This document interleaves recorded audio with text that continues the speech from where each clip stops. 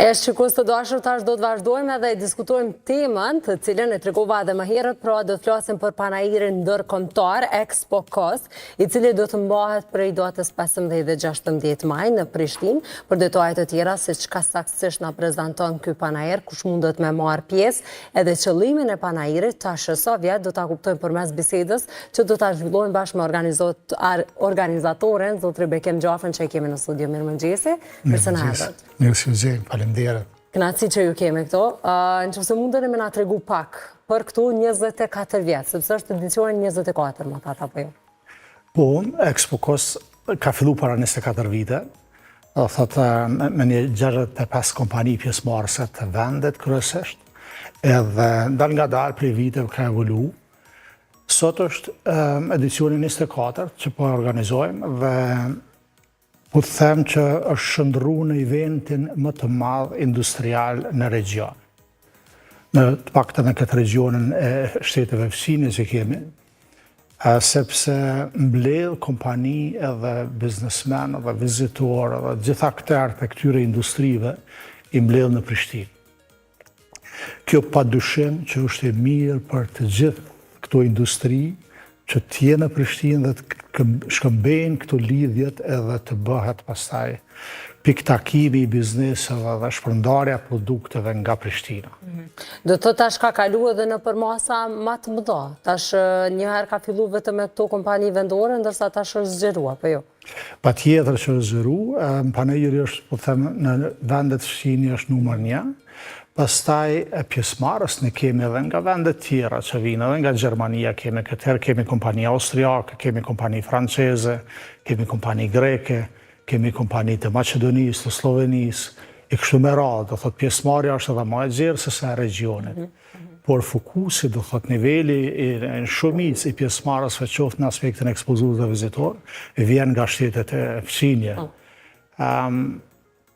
Tani më është një vend ku të gjithë e vendosin kalendar, të gjitha bizneset e këtyre sektorëve që i mbulon Expo Kosi, sektorin e ndërtimit, sektorin e energjisë, makinerisë, sektorin e pajisjeve për mbrojtjen e punë, do të kompanitë cilat bëjnë pjesë, janë aktive në këto sektor, e kanë në kalendarin e tyre, e dinë që çdo vit ndodh.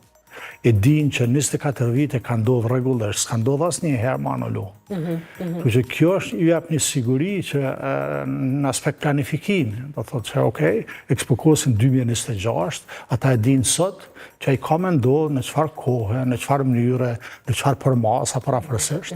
Edhe bëjnë planifikimet e produkteve të tyre. Ka kompani që fillojnë me kriju produktin edhe me lansu, e lanë lancimin e tij në Expo Kos. Kjo është pastaj sepse kështu gjejmë mundësi bashkëpunime edhe me kompani të tjera, apo jo, apo me shpërndarë edhe produktin e tyre edhe brenda për edhe jashtë vendit. Shumica e kompanive shfrytëzojnë Expo Kosin për mu rrit. Kompanitë cilat janë në rritje sipër për me gjetë tregje të reja. Po janë edhe ato cilat e shfrytëzojnë Expo Kosin për me lançu produkte dhe ide të reja që kanë treg. Sepse mënyra për mi bë publike është zakonisht përmes një mediumi biznesor. E panairi është një lloj mediumi biznesor që ju jap mundësi atyre me komuniku direkt me publikun në një afat shumë shkurt kohor, edhe ku i kanë të gjithë aktorët ato. Do thotë ku i shkëmbejnë pastaj edhe risitë aty inovacione që ata kanë kriju. Kështu që qëllimi i panairit është në rand të parë për t'ju ndihmu bizneseve që të rriten, që të gjejnë tregje të reja, atyre që janë jashtë vendit që të shtrihen në Ballkan, edhe bizneseve tona që të bëjnë të kundërtën, që dalin nga Ballkani, ose të paktën shtrihen ato vende në Ballkan ku nuk janë. Dhe kjo po bëhet realisht dita ditës më e lehtë dhe për kompanitë tona, pavarësisht të konkurrencës, mirë po në panair filtrohen kompani. Janë kryesisht ato të cilat janë qëndrueshme, kanë një stabilitet në treg, kanë produkte për tregun, kanë kontinuitet në treg. Ka dhe të tillë startupe të cilat vinë e provojnë, mirë po do thotë janë në përqindje në raport me totalin e panairit janë shumë të vogla. Po, do thotë me u zgjeru se panairi një zgjeru për qëllimi nuk ka ndryshu, ka me të njëjtë? Patjetër, qëllimi mbetet i njëjti, ne kemi shtu elemente benefiti për pjesën e vizitorit kryesisht, sepse ka qenë edhe mbetet në mbi 80% vetëm B2B, por e kemi shtu dhe komponentën e shërbimit, ofrimit shërbimit për klientin e fund për qytetaren. Do atë edhe kjo pjesa e B2C-s është rrit dhe panaherë kemi çdo herë produkte të cilat janë interesant për qytetarin e fundit. Edhe për qytetarët, do të thotë jo vetëm bizneset. Pikërisht, sepse qytetari mund të vijë edhe të bëj të shikoj produktet e ndërtimit për ndërtimin që ai planifikon ta bëjë shtëpinë e vet, për renovimet që do në i bën, për pjesën e izolimeve, çfarë materialesh kemi, për pjesën e dritarëve, cilat janë e dyrëve, pjesën e mermerëve, e pllakave kështu me radhë, por edhe komponenta e pjesës e energji solare është, dhe është në rritje e sipër. Në këtë drejtim shumë shtëpi po fillojnë, po bëjnë investimin e duhur, duke instalu disa panele solare në kulmit e tyre.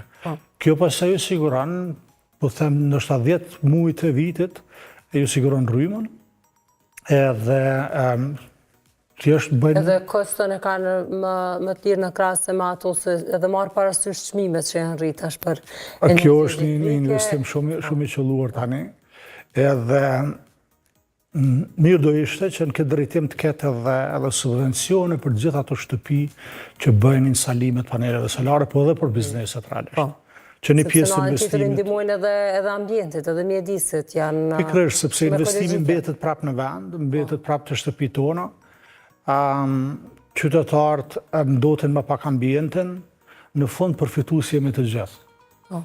Kështu që thjesht e marrim buxhetin prej një llogarie bankare mbrana shtetit, që është pjesa shtetërore, dhe kalojmë te kompanitë, te shtëpitë, e lëvizim brenda cirkut mbrannshëm, kështu që është shumë mirë me bë. Do krejt këto fusha i gjejmë edhe në Kosovë, do thotë a ka diçka prej ndonjëherës prej këtyre fushave që nuk ekziston, nuk zhvillohet në Kosovë, po do të vijë prej vendeve të tjera, qoftë afër në region, qoftë edhe më larg? Një pjesë e produkte prodhohen në Kosovë, një pjesë e tyre montohen në Kosovë, një pjesë po ashtu me nivelit teknologjive të larta ende importohen për tregun e Kosovës dhe më gjerë.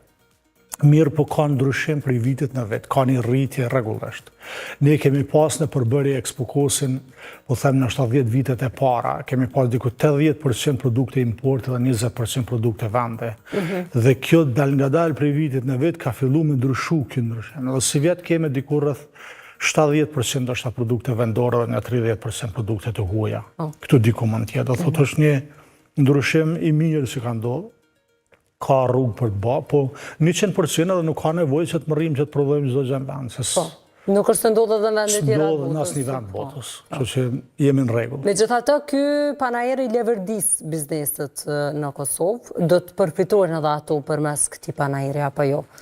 Të gjithë që janë në treg, mundësinë për të rritur dhe për të takuar numër kaq shumë të klientëve të selektuar, nuk mund ta bëjnë në forma tjera përveç panajerit. Në kuptimin që tjetë aja ma efikase si mënyrë e takimit edhe komunikimit. Sepse nuk arrin brenda një kohë të shkurtë të takosh kaq shumë biznesin e një vend, të shkëmbesh kaq shumë informacion, të krahasosh kaq shumë produkte dhe shërbime cilat i ke, si sa në panajera.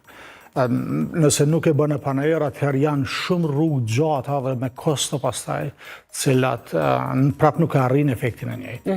Sepse një numër i madh klientelës që vjen për të vizitu kompaninë një, e ka ardhur edhe një numër i vizitorëve që është për kompaninë 2, 3, 4, e në fund tan ky grup i vizitorëve janë klient potencial të secilit që është brenda në sallë. E kjo bën pastaj panajirin interesant, atraktiv për gjitha bizneset që janë në treg.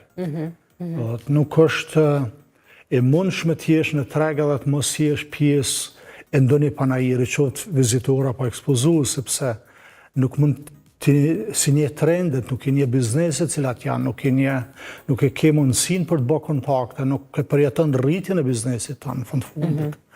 Kjo është edhe qëllimi secilit, kur quhet mëngjes, ai don me zhvillu biznesin e tij. Për atë arsye ka punu deri. Pikërisht, dhe ka për këtë dhe është një ndërmarrës, është kriju një ndërmarrës. Kështu që ne thjeshtësojmë këtë proces që ajo të mrri më shpejt të tregu, që synon. Krejt pjesëmarrësit, ata cilët do t'i shfaqen këto produktet të tyre pajisjet që i kanë të fushave të ndryshme, do t'jenë 2 ditë me radhë apo do të ndahen, që shpesh ndodh në panajire? Kompanitë cilat janë në panajire, ato qëndrojnë për 2 ditë të gjitha me produktet e tyre dhe 2 ditë i presin vizitorët prej orës 10 të salla nitetorin brenda dhe jashtë salës, për 2 ditë radha, prej orës 10 deri në ora 5. Pas dite mund vinë të gjitha ato bizneset, të gjitha ata qytetarë, edhe i takojnë një nga një. Deri tash, dihen pjesëmarrësit kush do t'jenë ata cilët do t'i shfaqen produktet e tyre? Po, ne kemi një listë atyre që kanë konfirmu deri tani. Është përmbyll në fakt lista e konfirmimeve, ne nuk kemi hapësira të lira më tutje. Janë, them kompani në numër, janë 137 kompani, të cilat vinë nga 12 shtete.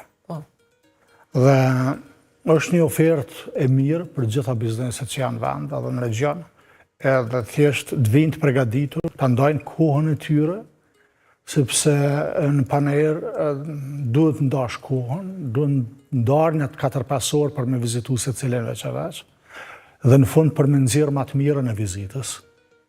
Kurse prej atyre qytetarëve ka pas diçka më herët me ble një bilet, mund të blet aty apo hyn falas, që qëndron kjo? Po, vizitorët hyn falas në Expokos.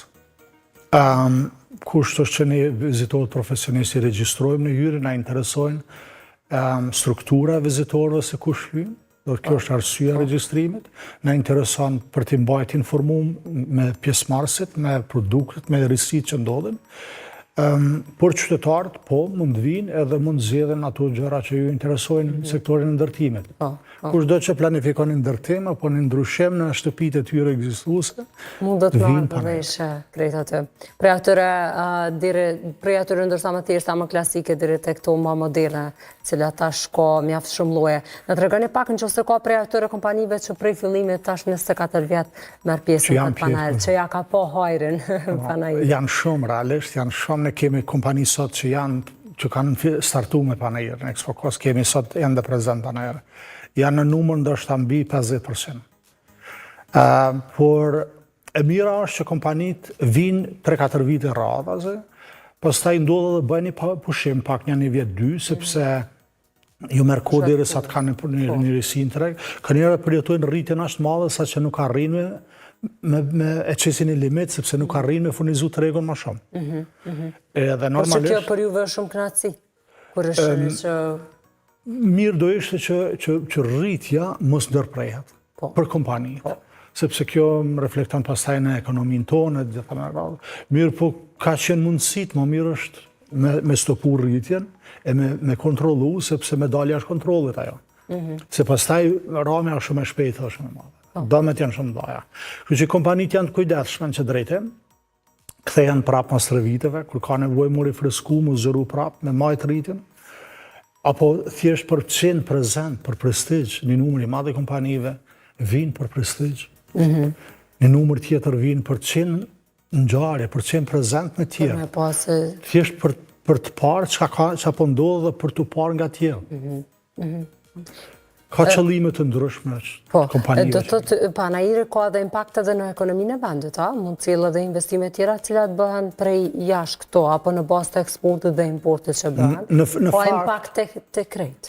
Në fakt, panajiri është ambasada më e mirë në shteti, ambasada ekonomike në shteti, e cila për të parë gjendjen në një shtet shkon në një panajër, edhe shife se si është panajiri. Dhe kupton se e njëjta pasqyrë reflektohet në tërvendin. Pa dyshim që si panajër kanë ndiku në formimin e bizneseve, në marrjen e vendime për të investuar në këtë vend. Janë shumë, në numër shumë të mëdha, që 24 vite ne kemi disa shifra në zyrë, por vërtet është një numër i madh i kompanive që vendimin për të investuar në këtë vend e kanë marrë në panajër. Uroj që me pas sa më shumë investime tilla, edhe sa më shumë edhe vizitor, po edhe biznese të cilat marrin pjesë në panajër. A ka diçka prej regionave që ndohen për i cilit vend vinë ma shumë ajo? E kam fjalën për brenda vendit. Po, brenda vendit Prishtina dominon çdo herë, Dhe se kemi shumë biznese edhe të regionit Dugazinit, Prizreni, po ashtu Ferizajnë kemi prezent, edhe Gjilani, nuk është që ngellet mrapa. Dalojnë prej atyre se çka. Pjesa veriore është pak më adat, marëm pjesa veriut Prishtinë deri te Mitrovica e tutje, ende është pak më lanëm se duket anash. Mirë, po dhe ajo ka fillu mu zhvillu, por me një ritëm pak më të ngadalë. Por që në total, thjesht, po shifët që ka një përmersim, po shifët që Panajiri edhe një pjesë madhe të hoteleve që ka fillu me imbush Prishtinë, edhe ekonomia direkte, përfituesi direkt, të hotelet, restoranet, taksit, kompanitë që bëjnë printim të materialeve. Të gjitha janë në punë dhe kanë punë gjatë kësaj kohë kur ka Panajër. Shumë mirë atër. Uroj që gjithë shka me shku mbarë dhe mirë ashtu që ju e keni planifiku.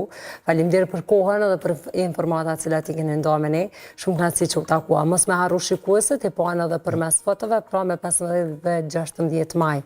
Bëhet fjallë për Panajirin të salla 1 tetor. Faleminderit edhe njëherë për kohën. Faleminderit juve. Ne tani do të vazhdojmë me recetën e lindës edhe rikthehemi